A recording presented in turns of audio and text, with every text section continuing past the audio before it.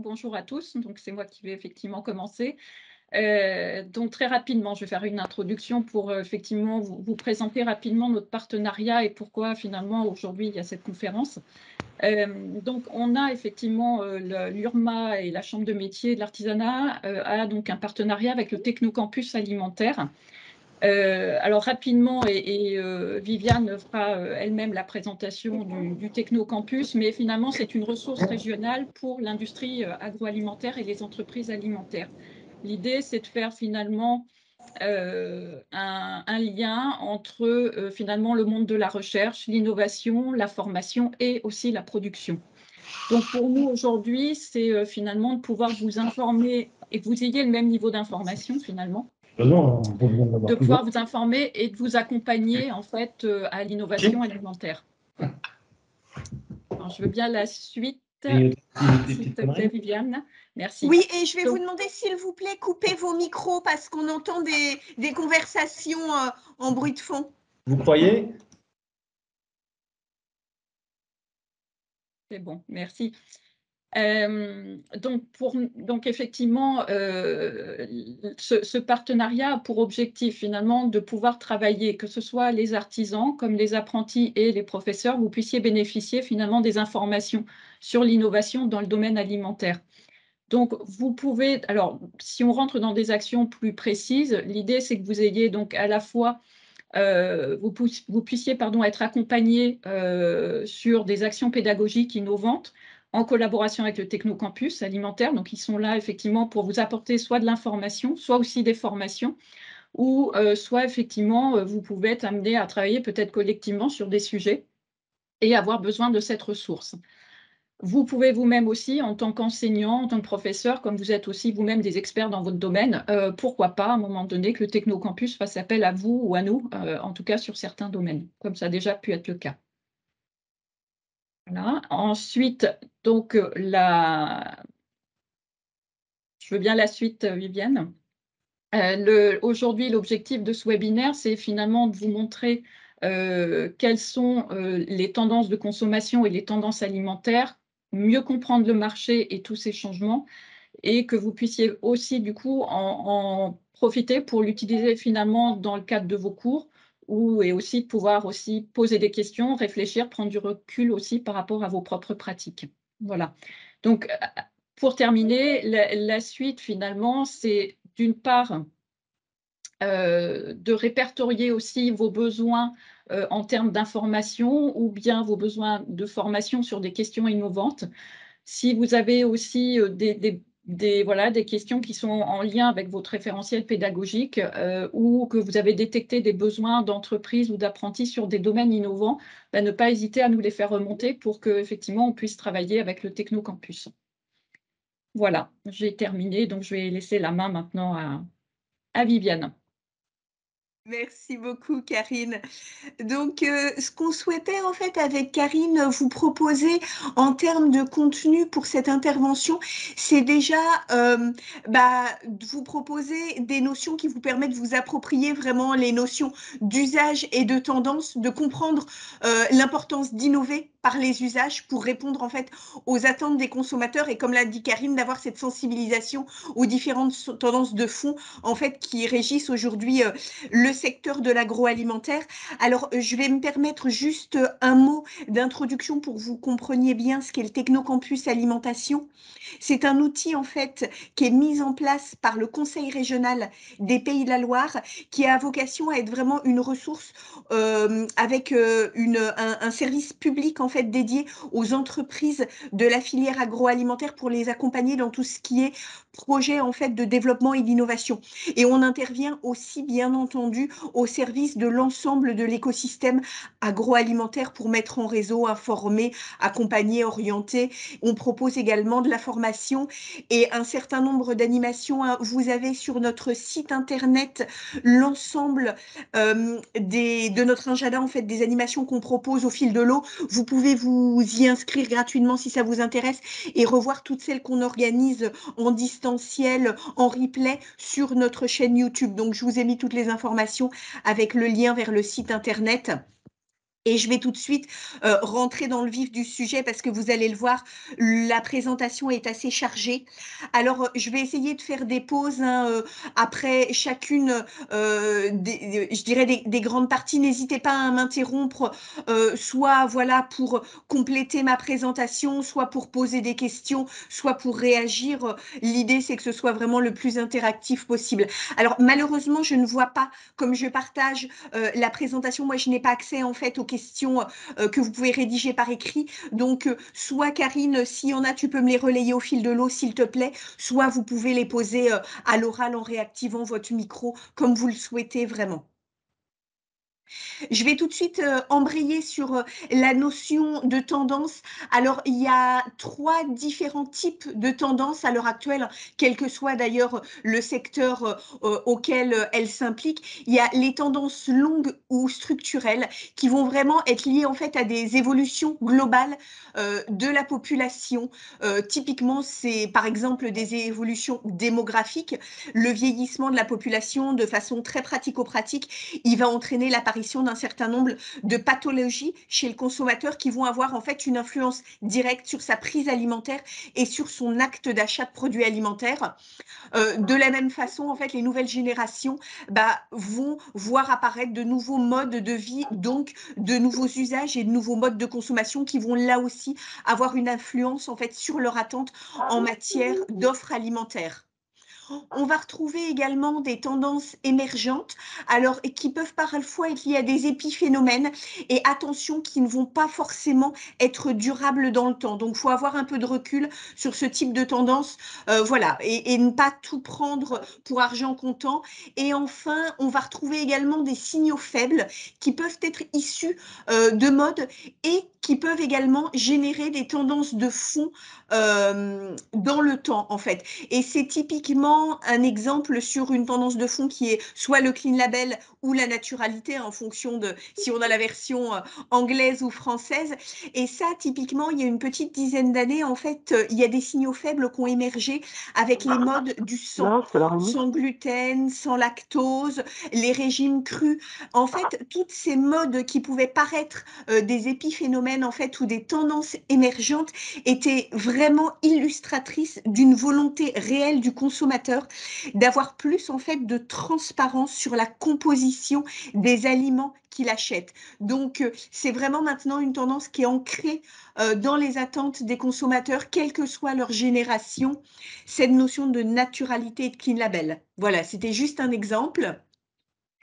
Alors, il faut savoir que ces différentes tendances, en fait, elles s'inscrivent systématiquement, en fait, dans une évolution sociétale globale.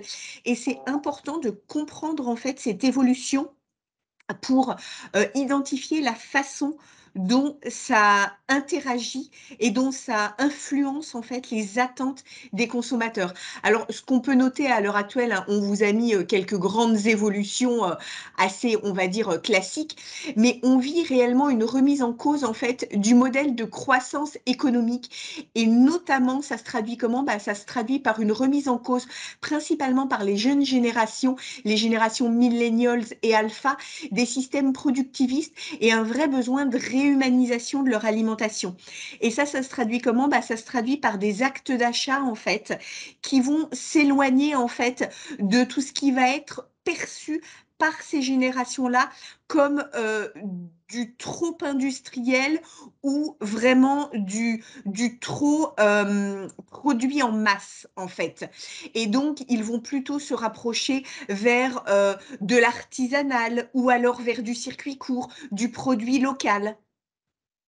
Un autre point important également, c'est la désillusion dans les politiques et la montée en puissance en fait d'autres leaders d'opinion.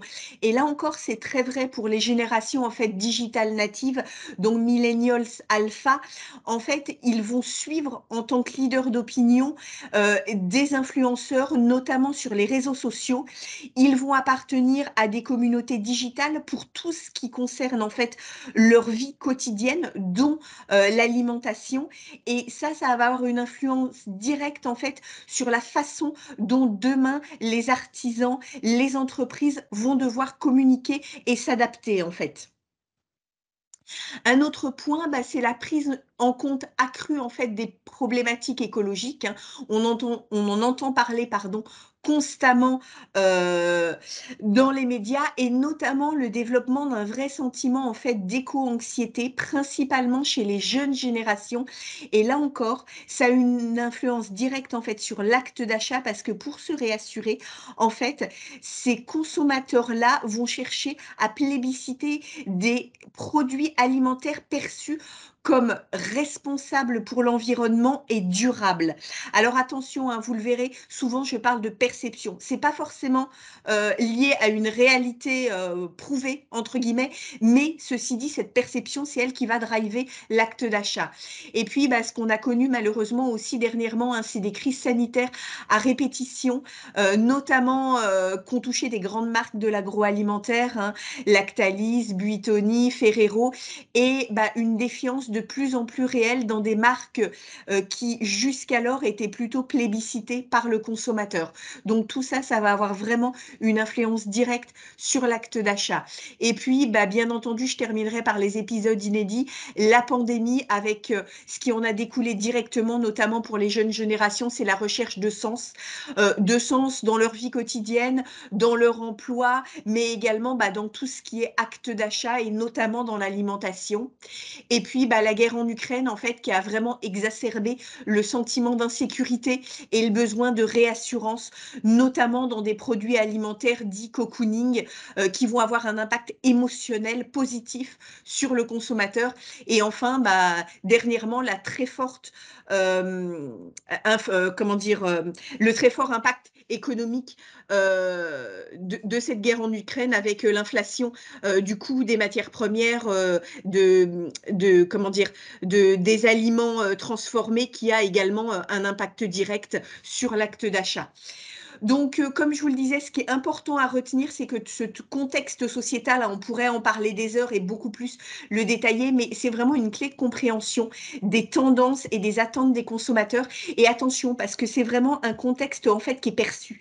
Et c'est cette perception, encore une fois, qui drive l'acte d'achat. C'est pas forcément lié à une réalité factuelle. Alors, ce contexte, bah, il intègre un changement de grand paradigme, hein, quand on essaye de se faire un peu de prospective et de se projeter. Et là encore, c'est intéressant de s'y intéresser pour comprendre comment les attentes, elles vont évoluer. Alors, on a notamment un basculement qui est pour l'instant un signal faible, à voir s'il se transforme ou non. C'est le rejet en fait du toujours plus, hein, plus vite, plus mobile, plus connecté, avec l'émergence de tendances, notamment la slow food ou le low tech et l'éloge de la paresse. Alors là, on est très clairement sur du signal faible. Maintenant, à voir s'il se concrétise en tendance lourde dans les dizaines d'années à venir ou non. Une remise en cause aussi qu'on voit de plus en plus de la prédation de l'homme, notamment sur son environnement et sur la nature, avec une volonté de beaucoup d'entreprises et de marques de préserver aussi la nature, mais également de s'en inspirer pour les produits du quotidien. Alors derrière ça, évidemment, il y a beaucoup de marketing, il y a évidemment du greenwashing, mais il y a aussi des initiatives en fait qui sont à surveiller et qui peuvent réellement faire évoluer la perception qu'a le consommateur d'une marque ou d'une entreprise. Et enfin, une évolution évidente en fait du digital vers au service en fait vers un équilibre et vers une durabilité et une responsabilité environnementale. Le digital pardon, impacte énormément l'environnement. Il y a vraiment une volonté forte des leaders industriels de ce secteur de minimiser l'impact sur la durabilité de l'environnement, des solutions qui sont proposées, mais tout en conservant en fait la praticité et les services qui sont amenés par le digital. Et ce qu'on peut noter en fait au travers de ces différents grands changements qui s'annoncent, c'est quand même des drivers communs qui sont notamment une recherche de plus de sobriété et également de plus de sens. Alors. Voilà. Alors, bien entendu, hein, ces tendances, les attentes des consommateurs, elles vont s'exprimer de façon différente entre les générations, en fonction, bien entendu, bah, des valeurs, des styles de vie, des aspirations de chacune des tranches d'âge. Alors là, je vous ai remis hein, sur cette slide les différentes générations, hein, des seniors, on va dire, à la génération alpha.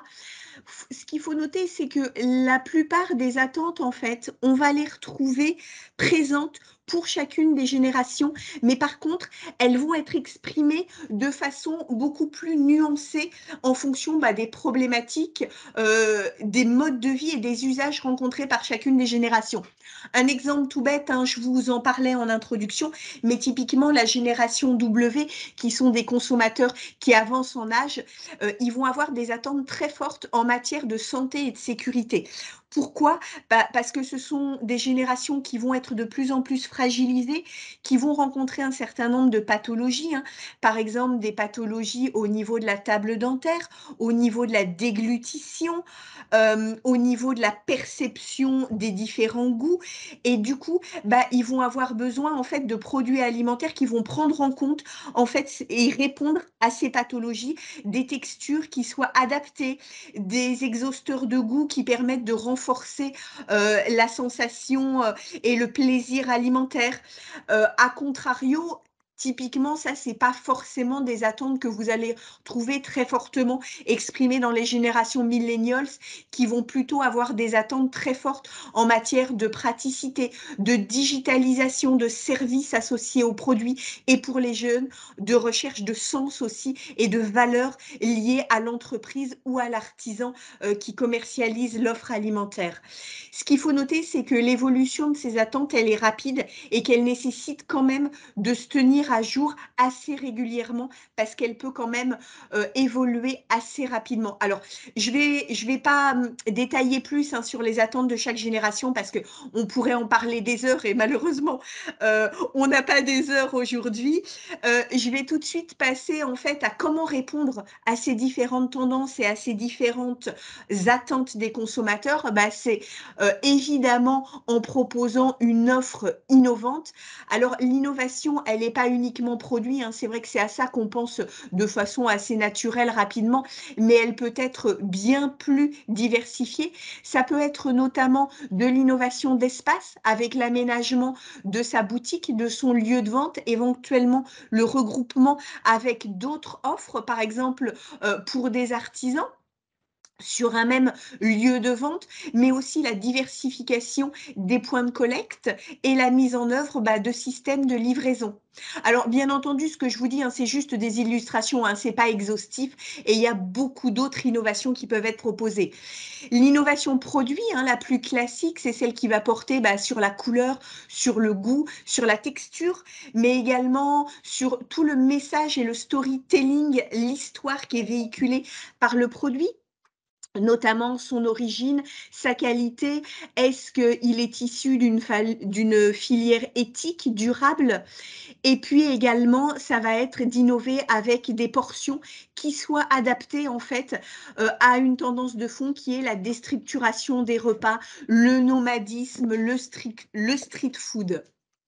L'innovation, elle peut également porter sur les services avec la personnalisation de l'offre alimentaire. Alors, on l'a connu avec par exemple, le sans gluten, le sans lactose, mais voilà, ça peut être plein d'autres personnalisations à réfléchir et à proposer avec le fait de proposer des services type des recettes pour accompagner la préparation des repas, des kits de do it yourself pour que par exemple pendant les moments où les consommateurs ont un peu plus de temps libre, en soirée, en week-end, ils puissent préparer une offre alimentaire un petit peu plus élaborée. Et puis également proposer par exemple des ateliers culinaires en plus de son offre de produits classiques, pardon, des moments de dégustation L'innovation, elle est également sociale et environnementale, en faisant notamment innover ces techniques de vente pour mettre en avant justement toute l'histoire, le storytelling autour de l'offre produit pour faire vraiment vivre en fait son offre alimentaire. Ça peut être le fait de mettre en place la RSE, d'une part pour pouvoir recruter mais également fidéliser ses salariés parce que ça reste une énorme problématique dans le secteur agroalimentaire, qu'il soit industriel ou artisanal. Et puis, c'est également pour les entreprises qui vendent des produits issus d'animaux à veiller à ce que le bien-être animal soit le plus possible respecté dans leur approvisionnement. Ah, excusez-moi, j'ai passé un petit peu vite. Et puis enfin, donc l'innovation, elle peut être digitale et c'est même à l'heure actuelle incontournable, hein, en étant présent évidemment en termes de communication sur les réseaux sociaux, en faisant partie en fait de communautés dédiées à l'alimentation, en travaillant avec des influenceurs, en ayant bien entendu digitalisé, numérisé sa base clientèle, en proposant des commandes en ligne et pourquoi pas en participant à des marketplaces. Alors, un point très important, une fois qu'on a innové, c'est bien, mais il faut que son innovation, en fait, elle trouve un marché. Donc, c'est vraiment hyper important, en fait, d'intégrer dès le départ de son process d'innovation le consommateur pour co-créer avec lui cette innovation. C'est vraiment l'innovation par les usages. Et ça, c'est quelque chose qui est encore assez peu répandu dans le domaine de l'agroalimentaire. Et malheureusement, ça pénalise réellement la durée de vie des innovations. Bien entendu, ça ne se fait pas en claquant dans les doigts, hein, ça nécessite de respecter quand même quelques prérequis.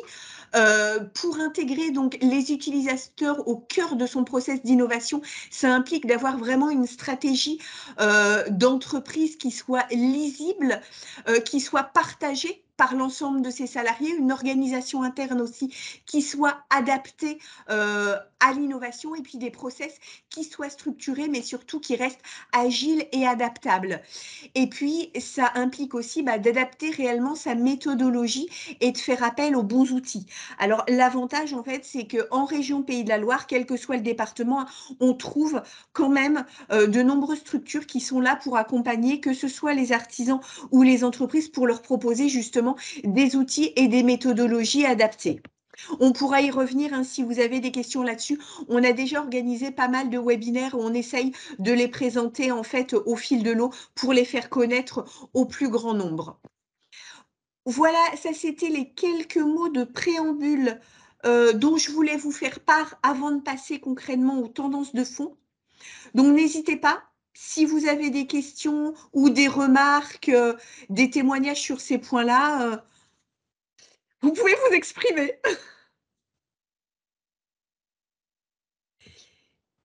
Et sinon, si personne ne veut intervenir, je vais passer directement aux 4 tendances qu'on souhaitait en fait vous présenter ce soir, qui nous paraissent réellement être des tendances de fond incontournables dans le secteur de l'alimentation. Donc, on va commencer par la quête du bien-être, puis on parlera d'une consommation plus responsable. Puis on passera aux nouveaux modes de vie et enfin on terminera par les nouvelles formes de distribution. Donc je vais tout de suite embrayer en fait avec la quête du bien-être.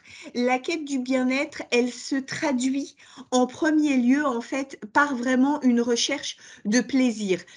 Alors attention, ça c'est très vrai pour le consommateur français, ça l'est beaucoup moins dans d'autres cultures. C'est quelque chose sur lequel je réinsisterai à la fin de ma présentation, mais ce que je vous dis en fait aujourd'hui, ça s'adresse vraiment aux consommateurs français. C'est pas forcément vrai en Europe et encore moins ailleurs dans le monde. Et cette notion en fait de plaisir, d'aliment, cocooning, d'impact émotionnel positif, c'est quelque chose qui existe depuis de nombreuses années, mais qui a été fortement renforcé ces dernières années par les périodes de crise sanitaire, politique qu'on a connues et qui se traduisent vraiment de façon pratico-pratique sur l'acte d'achat alimentaire. Alors, on va le voir hein, dans les slides, comment ça se traduit, cette recherche de plaisir, par une recherche de fraîcheur. Le consommateur, et notamment quand il va aller faire ses courses auprès d'artisans, il va rechercher avant tout de la fraîcheur. Pour tout ce qui est produits congelés, produits apertisés, il va plutôt faire ses courses en GMS. Et ça va être plutôt voilà, des produits dont il va avoir besoin quand il n'a plus rien dans le frigo. Mais la fraîcheur, ça reste vraiment avant tout un déterminant fort de l'acte d'achat. Il va chercher aussi, sous la notion de plaisir, de la multisensorialité. Et ça, on a vu poindre une offre alimentaire assez riche ces dernières années, aussi bien en produits sucrés. Hein. Là, vous avez un exemple au chocolat qu'en produits salés, avec un exemple avec du saumon. L'idée, c'est vraiment de juxtaposer des textures complémentaires qui vont apporter un vrai plaisir en bouche. Hein. Ça peut être de la mousse, ça peut être des inclusions craquantes, du croquant, du biscuit. Voilà, l'idée, c'est vraiment d'avoir une expérience originale et nouvelle. Il faut savoir que le plaisir, il vient avant de consommer. Il vient en fait dès qu'on voit le produit et qu'on le sent. Et là aussi, il y a un potentiel d'innovation vraiment important pour répondre aux attentes des consommateurs. C'est le fait en fait de proposer de nouvelles expériences sensorielles, que ce soit des expériences olfactives ou visuelles, avec par exemple des inclusions, des couleurs nouvelles dans les produits. Vous le voyez sur la slide en haut à droite, par exemple, c'est une brioche sucrée avec du pesto, voilà, qui est verte. C'est des petites choses comme ça, originales, que le consommateur va plébisciter. Et enfin, une déclinaison très importante avec des mini-formats, des petites versions pour des moments en cas de convivialité. On le reverra par la suite, mais l'évolution des modes de vie implique une déstructuration de plus en plus importante des repas. Par ailleurs, les nouvelles générations sont aussi très sensibilisées au partage, à la convivialité et donc sont très demandeuses de petites portions. C'est aussi une attente qu'on va retrouver chez une clientèle senior, parce qu'il faut savoir que c'est une clientèle qui a quand même une perte d'appétit et qui va plébisciter en fait les plus petits formats. Donc, c'est vraiment important de travailler sur le format de ces produits. Et puis, dans la quête du bien-être, le plaisir, vous l'avez vu, c'est vraiment le premier point le plus important. Mais le plaisir, on ne peut pas à l'heure actuelle le décorréler de la notion de santé. Faut savoir que 85% des Français estiment que la manière dont ils mangent influence sur leur santé. Et donc, ils vont vraiment chercher, en fait, au travers du plaisir, à avoir aussi un impact positif sur leur organisme. Et c'est d'autant plus renforcé en fait qu'ils ont accès sur leur smartphone via pléthore d'applications à toutes les informations nutritionnelles sur les produits alimentaires. Alors après, on peut discuter de la pertinence ou non de ces différentes applications, type Yuka, type le Nutri-Score, mais il faut savoir qu'à l'heure actuelle, c'est une réalité auquel tout le monde a accès et c'est une réalité qui a un impact sur la façon dont le consommateur va percevoir l'impact santé en fait du produit qu'il va acheter. Alors, derrière cette notion de santé, qu'est-ce que met le consommateur? On va retrouver des attentes en matière d'aliments fermentés. Notamment, on a une émergence ces dernières années de tout ce qui est boissons fermentées, type kombucha, kéfir, mais également des légumes lacto-fermentés. C'est quelque chose qui a un impact réel sur la préservation des oligo-éléments, des minéraux, des nutriments, des vitamines, qui par ailleurs demande très peu d'énergie en termes de transformation et de conservation. Et ce sont une tendance que le consommateur plébiscite de plus en plus.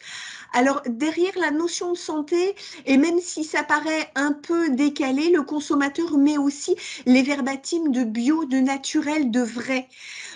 Tout ce qui est sans additifs, sans conservateurs, la tendance clean label, naturalité, l'origine locale, sont des choses qui vont pas forcément être directement liées à la santé de façon scientifique, mais qui par contre, pour le consommateur, vont être perçues comme telles. Donc là aussi, c'est très important à intégrer dans son offre produit.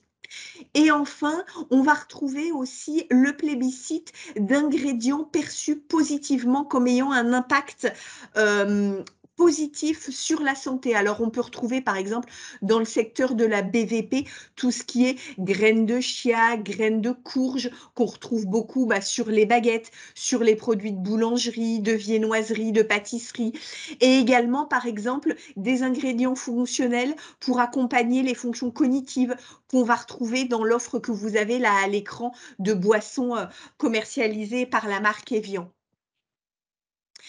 Alors, vous verrez ce qu'on vous a proposé à la fin de chacune des tendances, on vous a mis un peu une slide récapitulative avec des préconisations et des propositions d'axes de travail pour répondre en fait aux attentes des consommateurs sur la tendance en question. Donc là, ce qu'on vous propose en fait, c'est de vraiment travailler cette dimension plaisir en étroite corrélation et vraiment en lien direct avec l'équilibre nutritionnel, l'aliment santé, la naturalité et le clean label.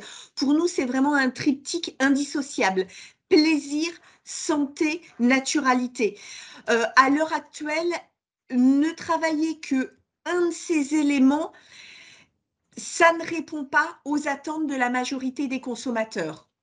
Travailler également les usages, hein, ça c'est primordial pour vraiment faire du moment de consommation une expérience bien-être, alors qu'elle soit physique hein, directement avec la perception et le goût, mais également mentale et émotionnelle. Et ça va passer par le storytelling, par l'histoire, par l'origine du produit, mais également par son odeur, par sa couleur, par la façon dont il va être mis en œuvre dans l'assiette. Ça c'est vraiment très très important et c'est d'autant vrai plus vrai, je dirais, pour les générations, on va dire, post-X, les millennials et les alphas, qui sont vraiment en recherche d'expérience et de sens.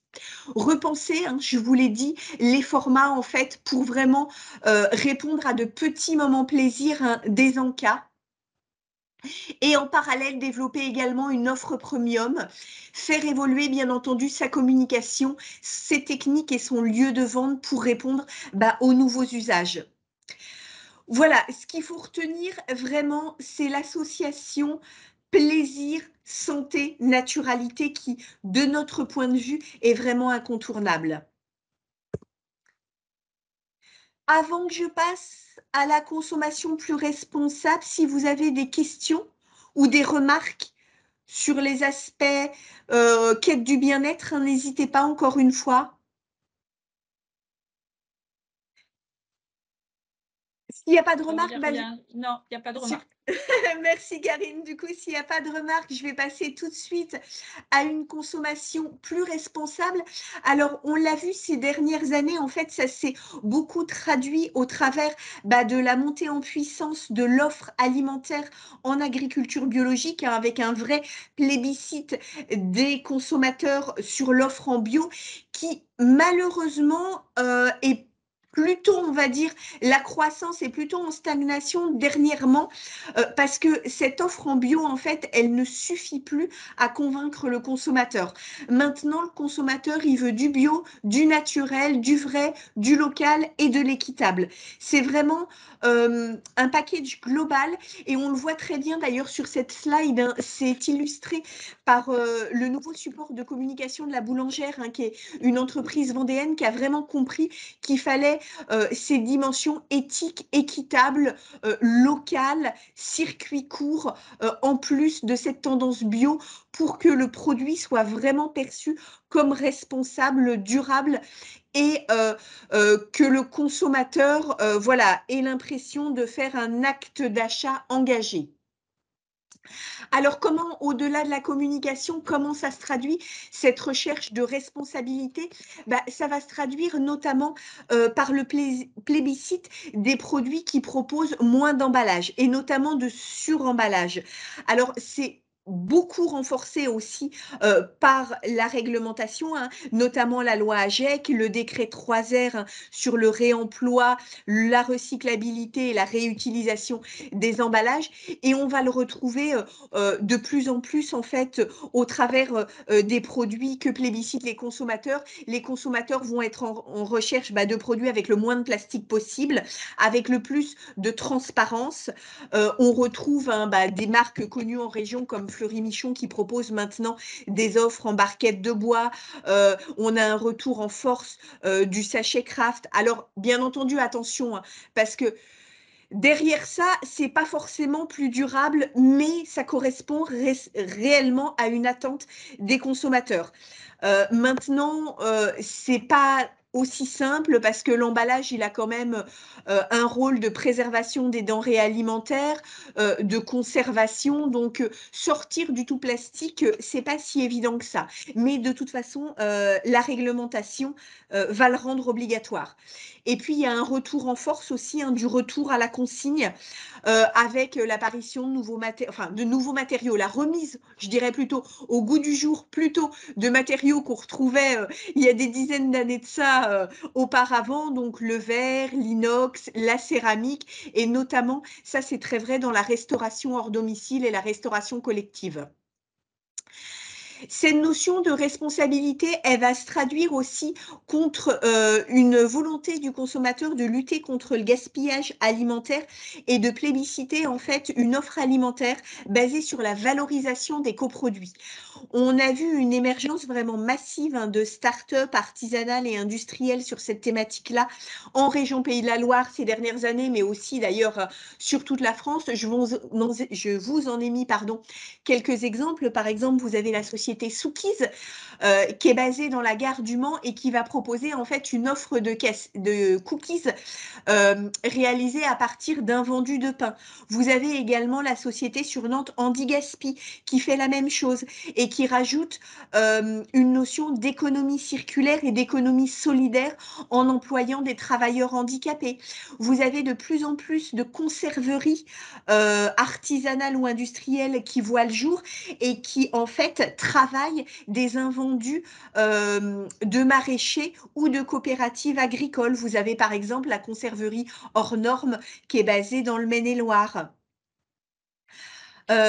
Vous avez aussi, par exemple, des brasseries qui travaillent en partenariat avec des boulangeries pour que, d'une part, les boulangers utilisent dans leur process de fabrication les drèches, qui sont un coproduit de l'industrie brassicole, et à contrario, pour que les brasseurs récupèrent des invendus de pain pour réincorporer dans leur process de transformation.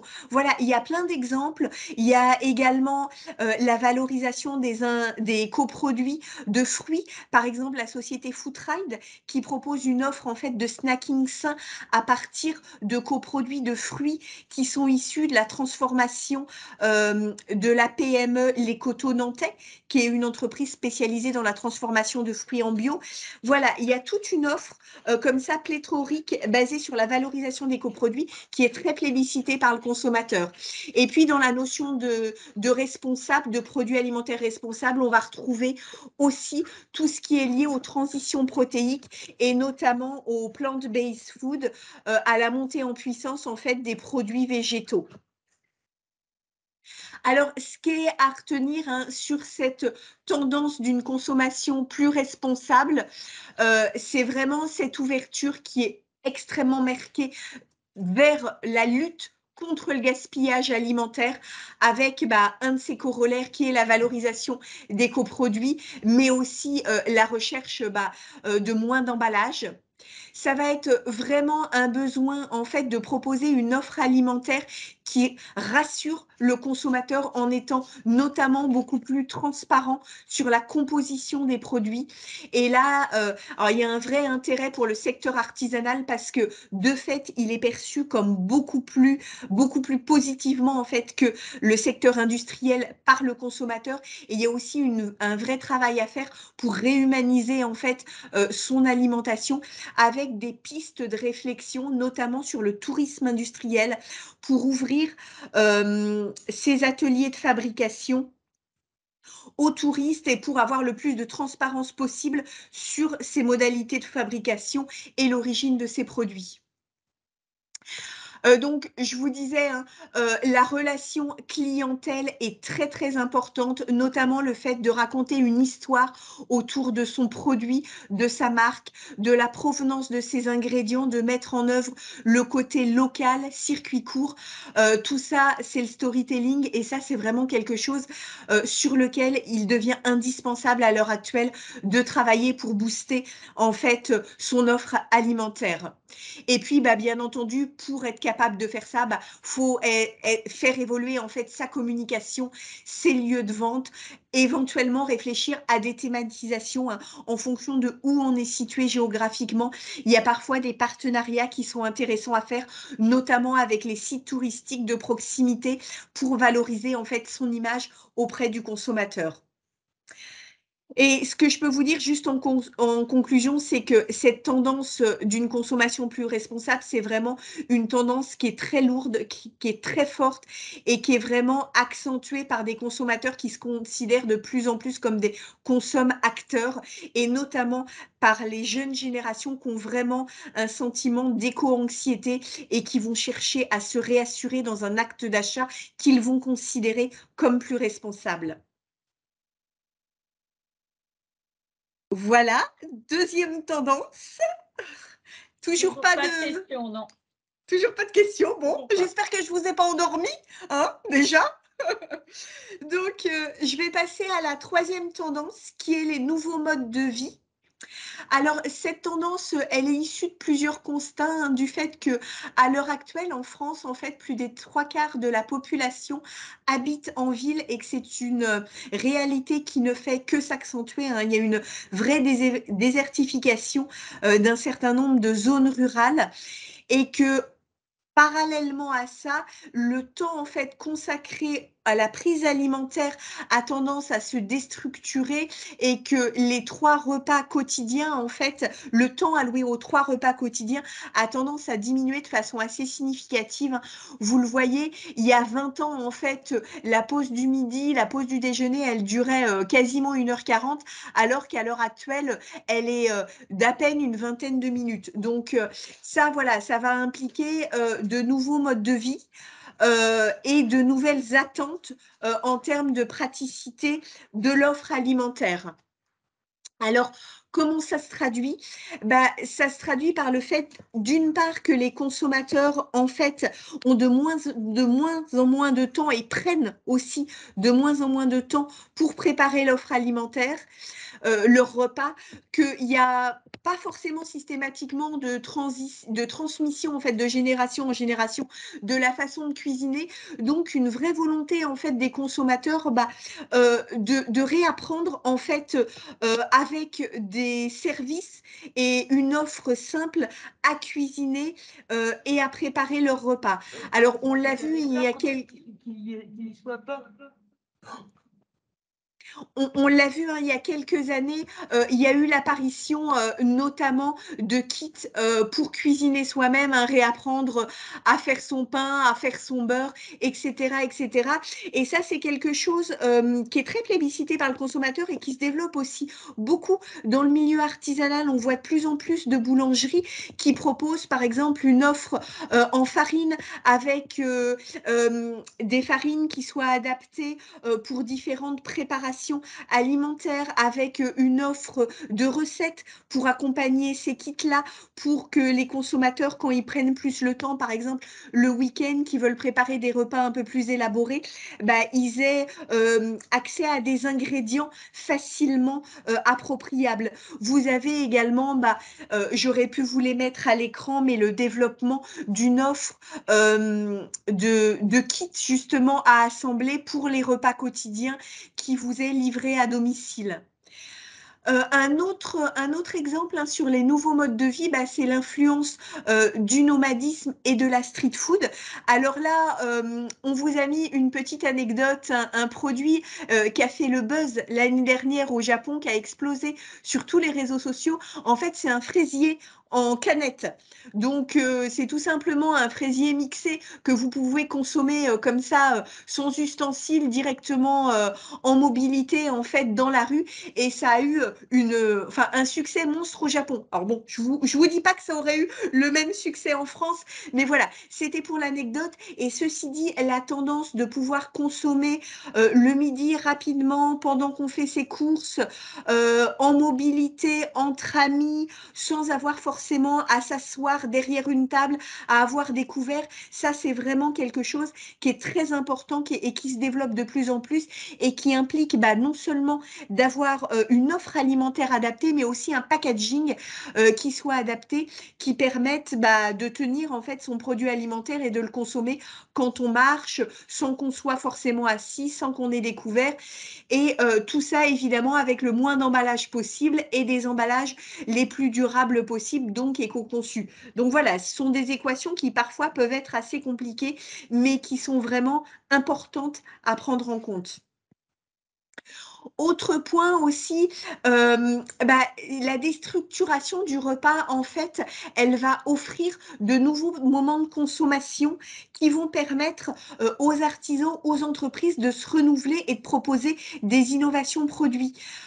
Typiquement, on voit de plus en plus, en fait, par exemple, d'artisans boulangers, mais aussi de cavistes, de fromagers, qui vont proposer, en fait, des moments au cours de la journée dédiés, par exemple, au goûter pour les enfants ou alors au goûter pour les seniors, parce que ça se fait de plus en plus, mais aussi à des ateliers culinaires, à des moments apéritifs, à des dégustations de produits en soirée. Donc, il y a cette déstructuration du repas, en fait, elle permet d'avoir plein de moments où on peut vendre son offre alimentaire de façon différente. Alors, bien entendu, hein, ça implique d'avoir une vraie réflexion sur son lieu de vente, sur l'aménagement, encore une fois, bah, sur les compétences de ses salariés, sur son organisation. Mais en tout cas, c'est des opportunités de développer de la valeur ajoutée, du service en parallèle de son offre alimentaire. Et puis, également pour les industriels et pour les artisans, il y a aussi toute une gamme de produits à réinventer, notamment pour des moments type les apéritifs, les barbecues. Il faut savoir, hein, pour l'anecdote, mais dans les pays nordiques, hein, Suède, Norvège, Danemark, ils ont des offres alimentaires en matière de produits carnés, mais également de légumes préparés dans des marinades de poissons, de viande pour les moments barbecue, qui est vraiment pléthorique et beaucoup plus diversifié que ce qu'on peut trouver nous à l'heure actuelle. Donc il y a vraiment un intérêt réel à s'inspirer de ce qui peut se faire ailleurs pour réinventer en fait son offre sur notre territoire. Donc, ce qu'il faut retenir de ces nouveaux modes de vie, en fait, c'est bah, vraiment cette déstructuration du schéma traditionnel, hein, des 3 repas par jour, avec le développement en fait de nouvelles opportunités de consommation, le fait d'avoir une offre street food toujours fraîche. Ça, on la retrouve, hein, la notion de fraîcheur qu'on avait vue avec la tendance plaisir, mais pour tout ce qui est nomadisme, consommation mobile, street food, c'est quelque chose que le consommateur va vraiment plébisciter. L'étalement de l'offre sur toute la journée, hein, l'effet frigo vide. Le consommateur, après le boulot, quand il va aller chercher sa baguette de pain à la boulangerie, bah, s'il n'a rien prévu pour le soir, il va être très content aussi de pouvoir acheter un repas voilà, pour sa famille, hein, que ce soit sous forme de quiche, de pizza, de salade ou même de plats traiteurs. Hein. Il y a des partenariats qui peuvent être envisagés aussi avec d'autres artisans ou d'autres entreprises. Il y a vraiment une offre globale à réfléchir. Et puis le développement du do-it-yourself, des kits en magasin pour les moments où le consommateur va avoir plus de temps en fait pour élaborer des repas un peu plus composés et complexes. Une offre entreprise, ça c'est vrai que j'en ai pas parlé, mais de plus en plus en fait, les entreprises proposent des frigos connectés, des distributeurs automatiques en fait connectés dans l'entreprise pour que leurs salariés aient accès à une offre de produits la plus fraîche possible et directement sur place en fait. Donc il y a des partenariats qui sont à mener vraiment en proximité avec les entreprises de sa zone géographique pour leur proposer éventuellement une offre vraiment dédiée. Il faut savoir que Fleury Michon a énormément et s'est énormément développé là-dessus et qui collabore énormément, par exemple, avec tous les traiteurs de sa zone géographique en Vendée pour fournir toutes les entreprises voilà, qui sont présentes à proximité. Et puis encore une fois, mais ça c'est vrai pour toutes les tendances, surtout bien travailler sa communication en étant présent dans les communautés virtuelles, en travaillant sa communication sur les réseaux sociaux, en proposant vraiment une offre digitalisée qui soit la plus accessible possible aux nouvelles générations, en proposant aussi de nouveaux services, des ateliers, des moments de dégustation, des moments partagés type des goûters. Voilà, ce qu'il faut retenir, c'est que l'idée à travers tout ça, c'est vraiment d'être capable de faire que le lieu de vente, ça devienne vraiment un espace de vie dont en fait l'offre alimentaire va évoluer tout au long de la journée pour répondre en fait aux nouveaux modes de vie des consommateurs. Voilà, ça c'était pour la troisième tendance. Donc, je vais terminer par les nouveaux modes de distribution. Évidemment, hein, les nouveaux modes de distribution, ça va être un corollaire direct à ce dont je viens de vous parler, hein, aux nouveaux modes de vie. Faut savoir que la révolution digitale, en fait, elle a vraiment transformé en profondeur les comportements alimentaires des consommateurs et qu'elle impacte directement les modes de distribution. Vous l'avez sans doute constaté, hein, mais les canaux de vente ont énormément évolué ces dernières années et notamment, il y a eu un boom énorme pendant le confinement. Mais c'est un boom qui s'est vraiment ancré en fait dans les habitudes et dans le temps.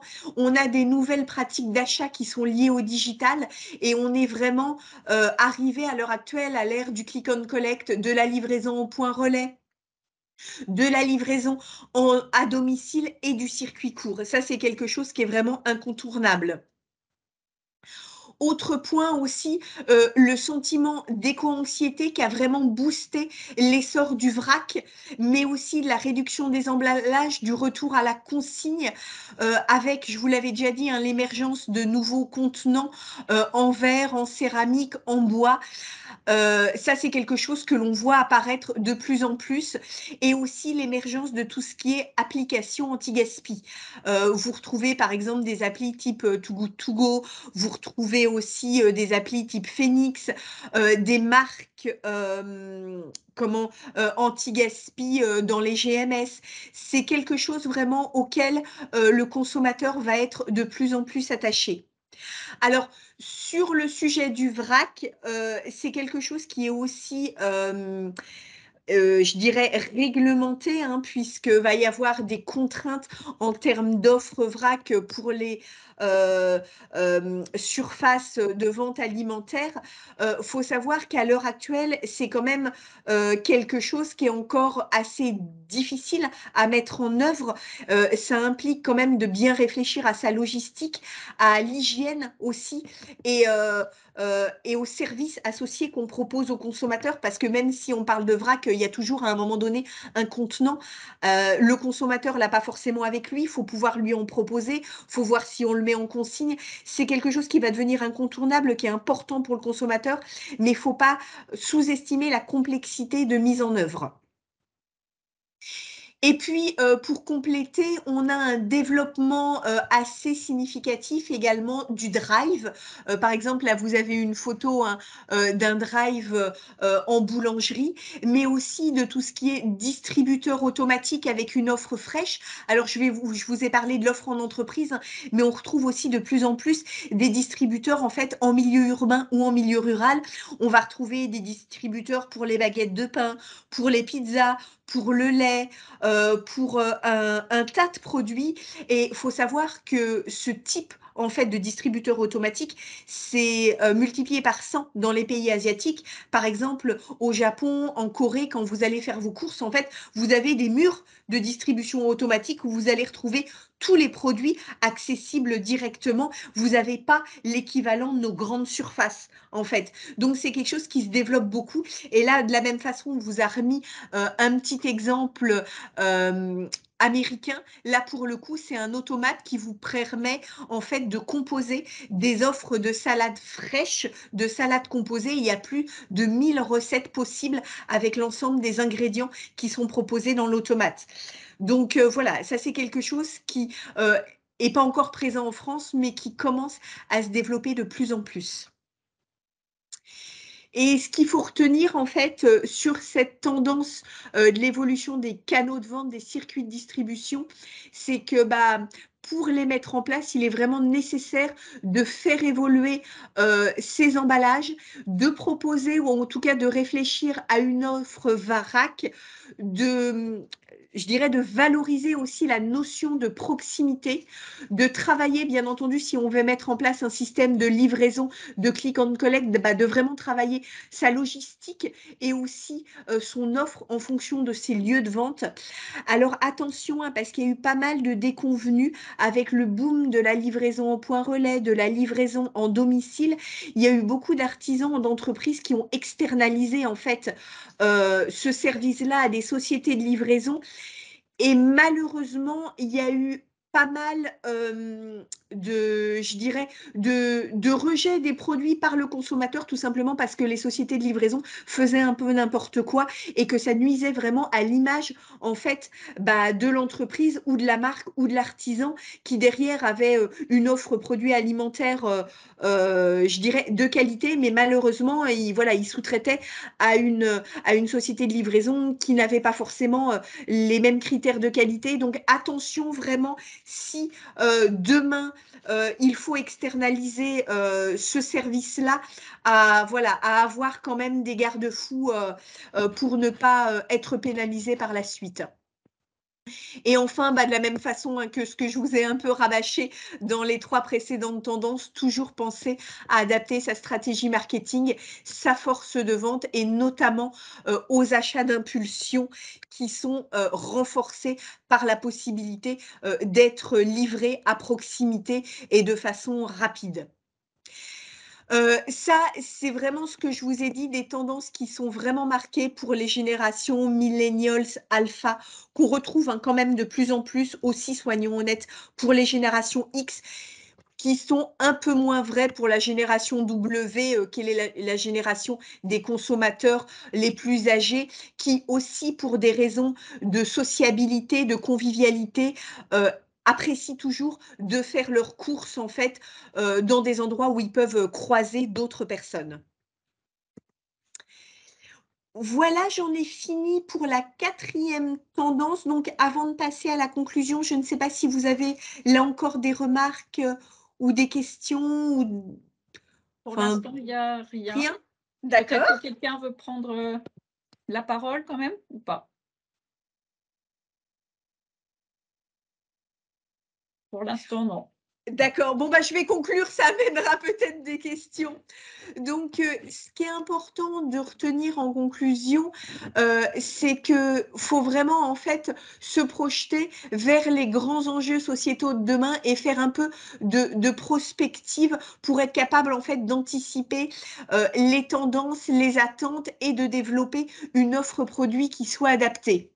Alors, je vous ai mis à l'écran quelques tendances prospectives, voilà, qui sont issues de signaux faibles, à voir si elles vont se transformer et se concrétiser ou non. Mais en tout cas, c'est important d'y réfléchir et de se renseigner dessus. Or, d'une part, une tendance vers une économie régénérative. Alors, qu'est-ce que c'est qu'une économie régénérative ou ce qu'on peut aussi appeler la bioéconomie? C'est le fait, en fait, de redonner à la Terre autant que ce qu'on lui prend. Alors, ça paraît un peu abstrait comme ça, mais c'est mis de façon très pratico-pratique en œuvre par un certain nombre d'entreprises. Je vais vous citer, par exemple, l'exemple de l'Isaqua, qui est une entreprise qui transforme et commercialise des gambas et qui, pour élever en fait ces gambas en frais sur Nantes, a mis en place tout un système en fait d'aquaponie où elle valorise les rejets des poissons, où elle utilise les chaleurs fatales des industries pour ces process pour se fournir en énergie, où elle utilise des technologies low-tech. C'est mis en place aussi par d'autres sociétés, par exemple la société j'ai oublié son nom, mais bref, une autre société qui va valoriser tout ce qui est invendu de coquilles, d'huîtres, de moules, de crustacés pour en faire, par exemple, des éléments de décoration, du mobilier. Voilà, il y a vraiment des tendances de fond à valoriser tout ce qui peut l'être et avoir un impact le moins important possible sur la planète. Ça va être aussi une tendance vers des équilibres urbains, nature, technologiques. Alors, on est toujours dans cette problématique de fond d'être plus résilient en fait et plus responsable vis-à-vis de son environnement. Et enfin, c'est un renforcement du digital avec l'apparition, vous avez tous dû en entendre parler, du métaverse, de tout ce qui est monde digitaux. Et c'est vraiment, ça représente vraiment la nouvelle vitrine en fait des marques demain. Très clairement, il y a un certain nombre d'entreprises agroalimentaires voilà, qui s'y sont déjà mis sur le métaverse, sur tout ce qui est monde digitaux, mais c'est encore un secteur qui est peu acclimaté avec cette notion de monde digital, mais clairement demain, pour les nouvelles générations, c'est là-dessus qu'il faudra communiquer. Et puis, vraiment pour en terminer, comme je vous l'ai dit, ce qu'on vous présente là, bien entendu, c'est une version macro, on pourrait en discuter pendant des heures et des heures. Il y a pléthore d'autres tendances qui existent ou d'autres façons de les exprimer. Ce qu'on voulait là vraiment vous transmettre, c'est celles qui nous paraissent être vraiment des tendances de fond et les plus importantes et celles sur lesquelles il est nécessaire que les artisans et les entreprises travaillent. Et bien entendu, il est nécessaire aussi de prendre du recul par rapport à tout ce que je vous ai dit, parce que bien entendu, le consommateur, il va rester versatile et souvent bien malheureusement irrationnel dans certains de ses choix. Et encore une fois, ces attentes, elles vont être drivées par des sentiments et de la perception et pas forcément par des choses factuelles. Donc attention, prise de recul nécessaire par rapport à tout ce que l'on peut vous présenter en matière de tendance. Et je crois, voilà, que j'en ai terminé. Donc, vous avez nos coordonnées si jamais vous avez des questions et que vous voulez revenir vers nous. Très bien, merci beaucoup. Merci Viviane et merci à tous.